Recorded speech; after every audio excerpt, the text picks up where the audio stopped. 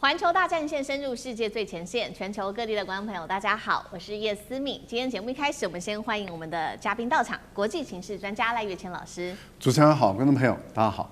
前国安会副秘书长杨永明老师。思敏好，各位朋友好。陆军退役少将李正杰将军。思敏好，各位观众大家好。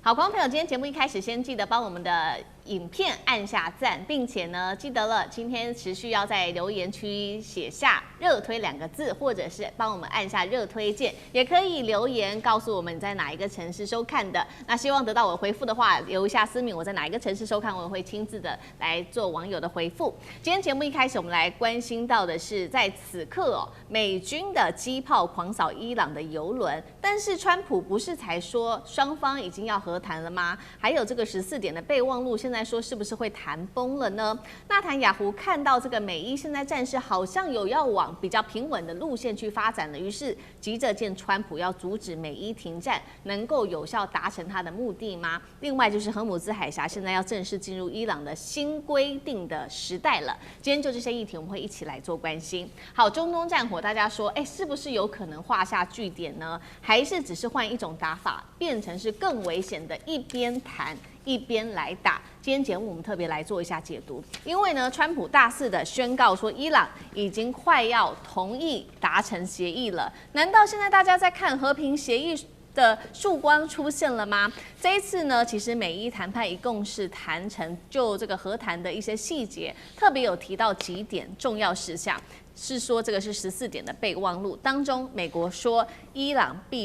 美国说会解除对于伊朗的制裁，并且呢释放先前他们冻结的资产。双方现在也说要一起解除对于荷姆兹海峡的封锁，并且来自于美方的说法说要限制伊朗的核计划，暂停或冻结浓缩铀，但是伊朗会答应吗？好，我们再来看到这边看起来是谈得不错，但是为什么突然间另一方面美国却有军事的动作呢？原因是我们特别看到的是，美国的超级大黄蜂在荷姆兹海峡对伊朗的油轮突然间又开火了，被大家视为说你嘴上说要谈判，但是为什么私底下军事的行动、军事的封锁到现在还不停下来呢？于是呢，我们看到伊朗方面总统非常的愤怒，他说不可能在极限施压下来谈判，他还说美国的条件都只是美国自己单方面的愿望清单而已。再来，我们看到的是美伊现在谈判和谈在即吗？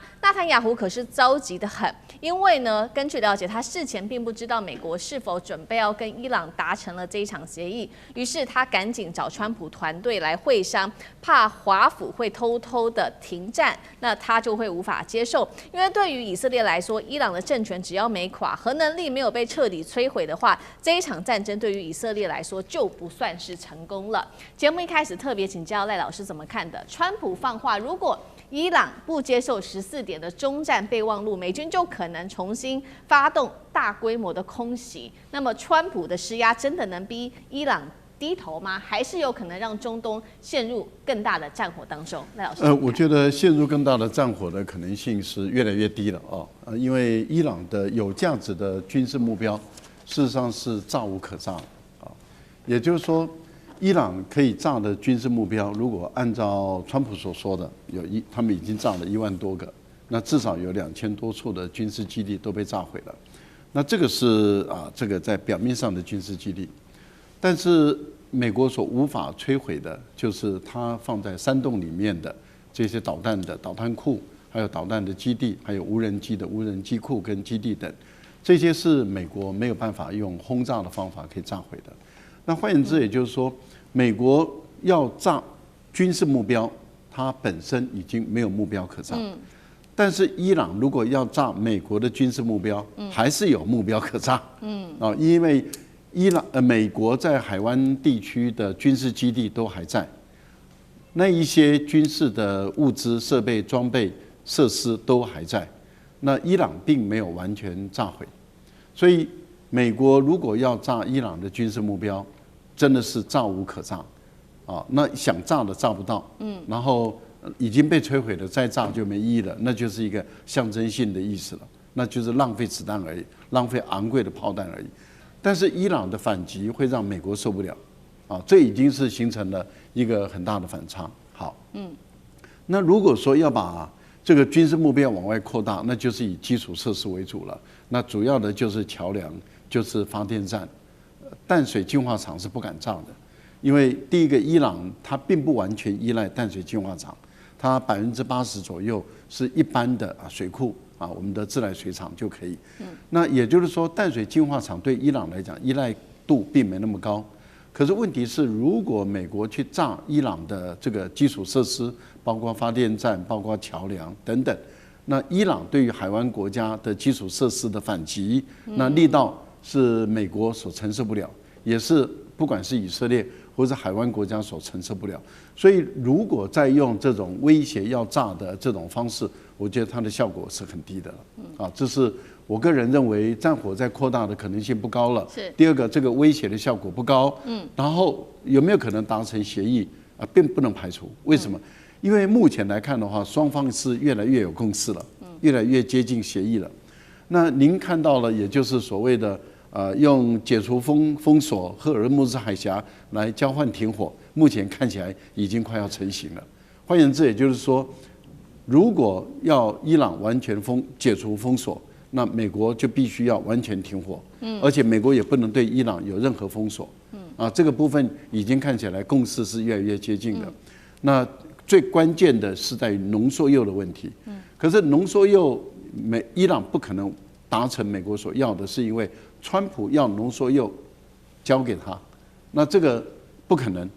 伊朗不可能把浓缩铀交给美国。那伊朗，我觉得不能排除他把浓缩铀交给中国大陆或是其他的，像俄罗斯，这不能排除。是。但是另外一个有关于稀释这个浓缩铀的问题，看起来也越来越接近了。那也就是说，本来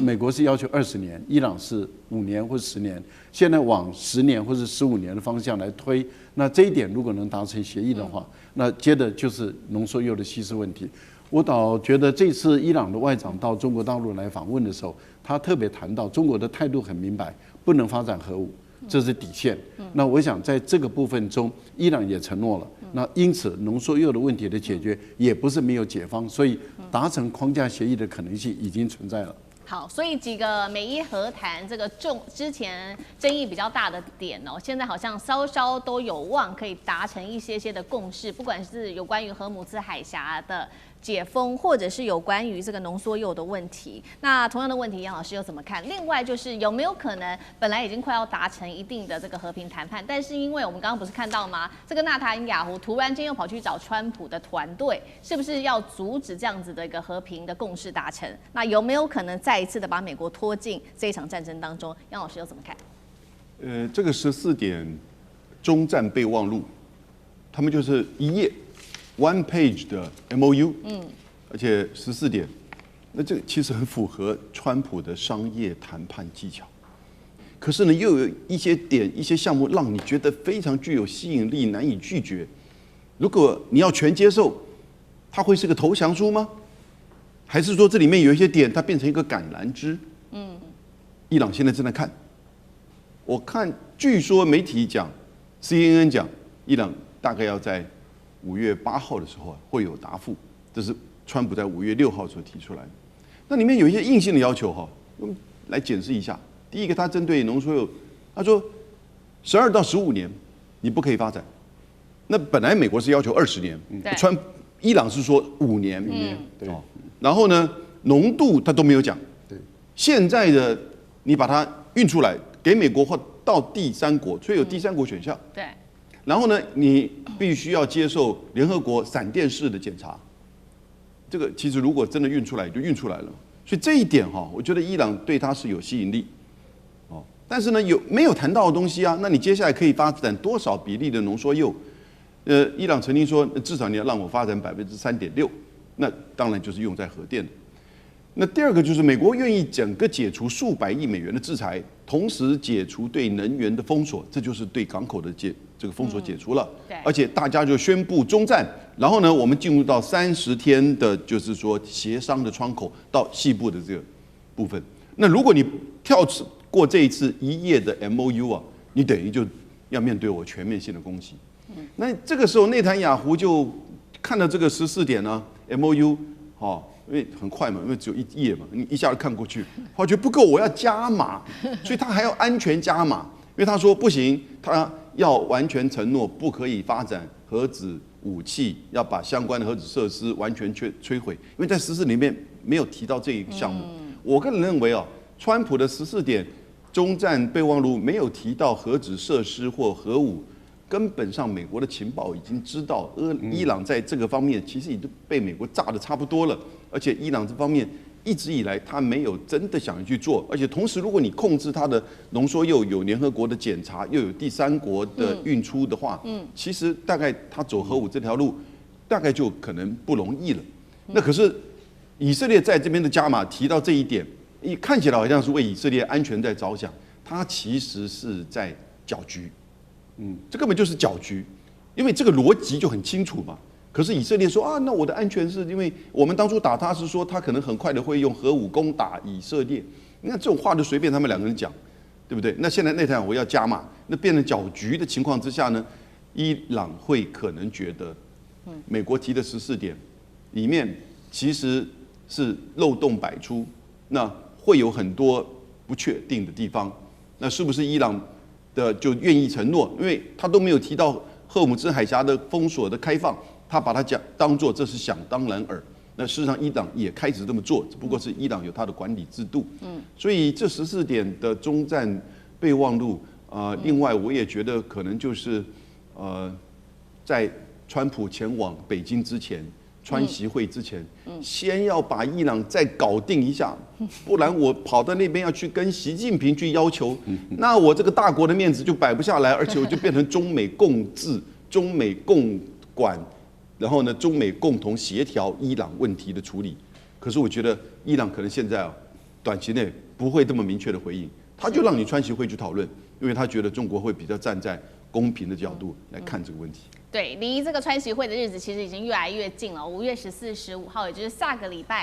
拜4哦，就是川习会正式要召开了。那川普这时候很急着，希望能够赶快解决有关于伊朗的问题。那在同一时间，我们来看到，确实哦，现在双方还在对峙之下。我们刚刚特别提到，中国也就出手来做斡旋了，确保荷姆兹海峡在这边至少要能够通行的好吧。那王毅就在北京会见了伊朗的外长，要求说，这个伊朗啊，你要恢复在荷姆兹海峡的通行。确实，我们看到革命卫队哦，这一次就是非常的果断，就同意中国了，直接宣布说他会重新开放荷姆兹海峡，但是他还是有列出一些新的规定，希望这一些船只能够采纳新的机制。这当中包括他说要新设波斯湾的海峡管理架构，那船只你要来之前必须要先得到来自于伊朗的通行许可。然后伊朗还会指定你可以行驶的航道，如果偏离这边伊朗说会遭到我们来自于伊朗的处置。代表荷姆兹海峡未来会安全吗？还是这一次是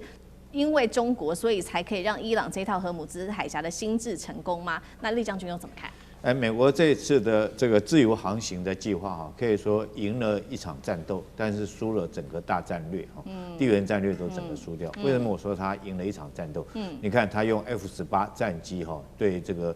伊朗的舰艇来实施机炮扫射。除此之外，在前2天他也说这个集成了7艘的伊朗布雷的小船那虽然说伊朗曾经用导弹攻击美国的驱逐舰。但是我相信是没有打到了这个可能美军这个舰艇的作战能力来讲的话，它要拦截这种导弹，你除非是超高音速导弹，除非是饱和式的攻击，不然的话要伤到美国，要打到美国的驱逐舰，并不是这么容易的事情，因为它有反舰的这种反导弹的拦截弹另外它还有方阵快炮，可以在近坡的时候将这些导弹这个摧毁掉所以我认为说是在战斗方面，美国确实是赢了，可是，在战略方面却是输了，因为这个整个自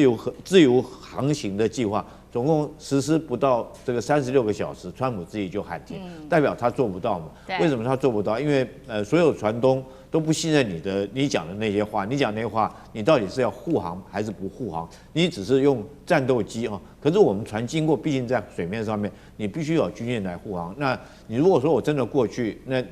打你美国军舰，伊朗打你美国军舰，他可能伤不到，可是打油轮，他确实可以做得到。所以这个问题到最后还是要回归到谈判来解决。那我看到美国用这种用强力、用军事威慑的手段，想要逼伊朗就范来开放荷姆兹海峡啊，但是伊朗可以看出来，他完全不就范。这就说为什么我说美国在战略方面它是输了，反而在大战略方面来讲的话，我看到最大的赢家反而是中国大陆，它变成最大赢家，因为我们都晓得，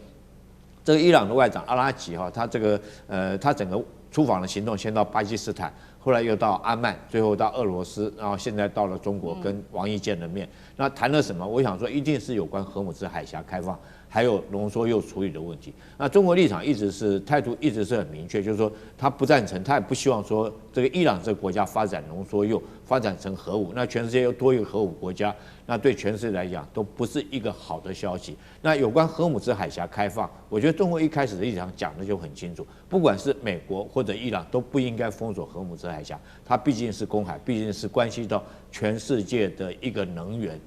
会影响到全世界经济的通膨的这个的影响是，所以中国在这方面讲得很清楚。我想说，在这场会议里面，他跟